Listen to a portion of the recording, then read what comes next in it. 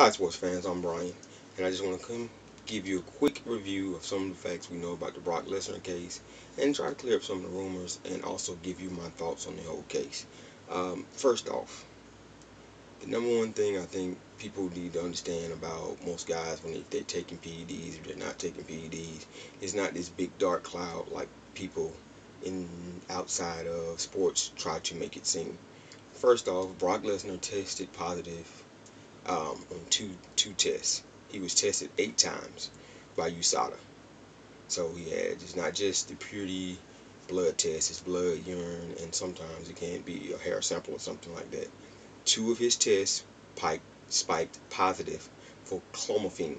Clomiphene is an estrogen blocker. And I know a lot of people probably confused, like, why is Brock Lesnar taking an estrogen blocker? People take estrogen blockers for a lot of reasons. A lot of plastics and food material that takeout food comes in has estrogen inside the plastic or whatever. So a lot of people try to take it for that. But when it comes down to athletes, if you're an athlete and they find an estrogen blocker inside your system, it could be two things. Number one, usually when you're on a steroid cycle, if you want to try to come down off your steroid cycle because you raise your testosterone levels up so high because of the steroid cycle, you want it to balance it out. Well, the way to balance it out is to take an estrogen blocker. The estrogen blocker in turn will help recede down some of the testosterone, bring up some of the estrogen levels, and kind of have you right there so you're basically where you're supposed to be. And usually guys that are training are taking testosterone because they're trying to get a better workout, and it was an out of competition test. So he didn't test positive the day of the fight. He didn't test positive um, after the fight. It was pre-test. So that with that being said, he could have been on a steroid cycle and came off of it and was trying to regulate his stuff so he wouldn't get caught. Well, he get caught. I don't know if he really what he was taking, so it's hard to say exactly positive and 100% that's what he was taking it for, because a lot of times you can take clomifene for fertility. So if your wife is trying to get pregnant and maybe y'all are not having any luck, it's seen as a fertility drug too. So you really can't say, but most of the time it's because of the high testosterone levels. The next thing I've been seeing is a lot of people want to know the UFC didn't punish him, WWE didn't punish him. Well, first off, with the UFC is not their job to punish him.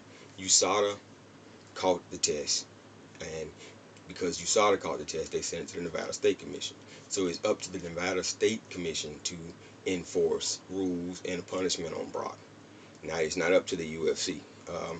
Right now, where you see guys are testing positive for steroids in the UFC, you just seen Chad Mendez get a 2-year ban for testing positive. So right now, all I can say is not really looking good for Brock, and it's going to be a lot of people out there that saying, he's a bad guy and all this type of things. But that you have to understand, athletes and people in general do stuff to try to get them by. I'm not condoning it. I'm not saying it's right. I'm just telling you how athletes think. It's not the same thoughts as a person who's not an athletic think. You're getting paid to play a sport, so you want to be in your best peak physical condition.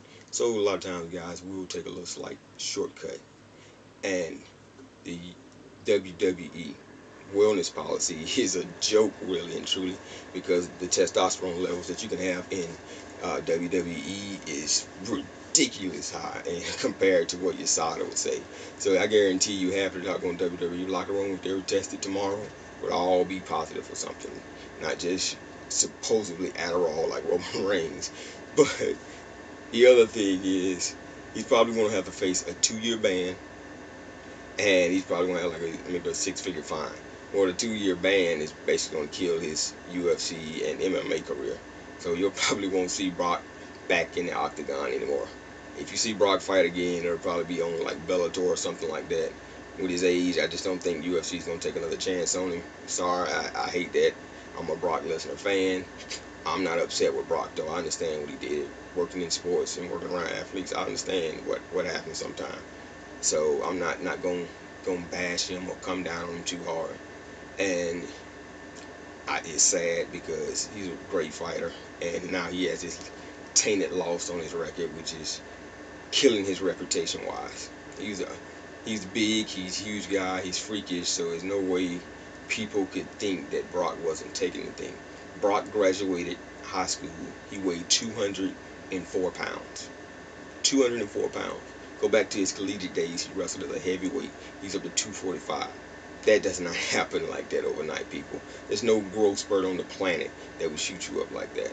None. So all I'm trying to say is, people, calm down with the rhetoric. Calm down. We're trying to call this guy out, because half of y'all wake up every morning, have to have a dang cup of coffee. So you have to get something to help your doggone get an edge and get you on your day every day.